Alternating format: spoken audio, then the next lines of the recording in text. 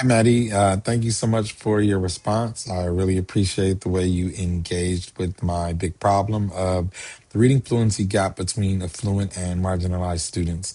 Your suggestion to integrate structured literacy interventions with cognitive based strategies fits perfectly with what I'm trying to build. I absolutely agree with you. When students use repeated reading, vocabulary mapping, and comprehension scaffolding, they're not just practicing skills, they're actively organizing information, making meaning, and connecting new concepts to prior knowledge. From a cognitivist perspective, those are the exact processes that strengthen internal memory systems and help students build long term comprehension and problem solving strategies. It's not just about memorization or memorizing a list of words, it's about helping students understand how thinking and understanding actually work.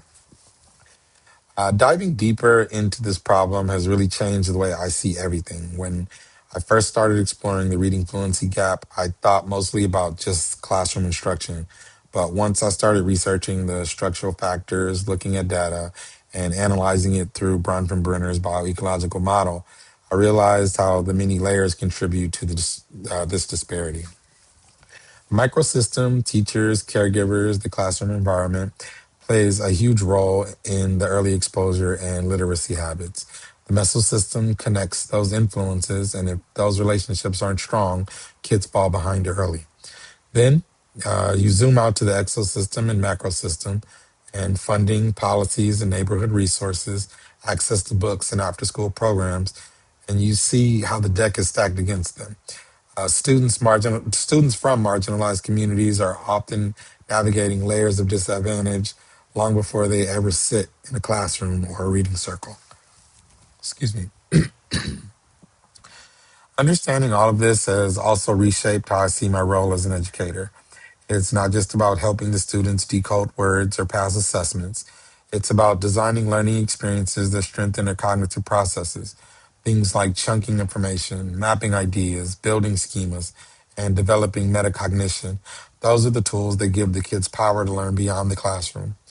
Cognitivism taught me that students benefit most when we help them understand how to learn, not just what to learn. Honestly, this deeper understanding has made me far more compassionate. When you recognize that a child's reading struggles are tied to systemic inequities, limited early exposure, unstable learning environments, or a lack of access to cognitively rich instruction, you realize none of this is their fault. They're not behind because they don't care or aren't capable. They're behind because the systems around them don't provide what they need early enough. And that realization pushes you to fight, excuse me, even harder for equitable learning opportunities. If I had unlimited resources, people, funding, time, I would take your suggestion and build a full district wide literacy ecosystem rooted in cognitivism.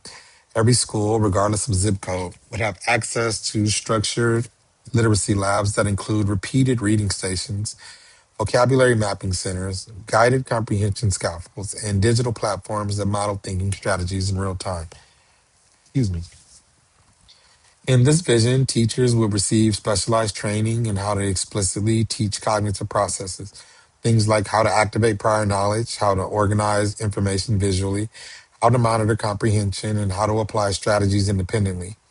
Parents and caregivers would be supported too, with workshops that teach simple cognitive based reading interactions they can use at home. The goal wouldn't just be to improve reading scores, it would be to empower students with lifelong learning strategies that make reading meaningful and accessible. This kind of intervention could genuinely shift the trajectory for students in marginalized communities because it addresses both the instructional gap and the cognitive strategy gap that often holds them back.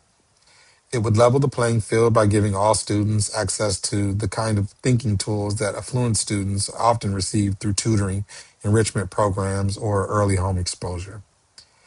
So, Maddie, thank you again for offering your amazing and thoughtful suggestion. It helped me refine the direction of my project and also reminded me how important it is to connect structured literacy with cognitive strategy development.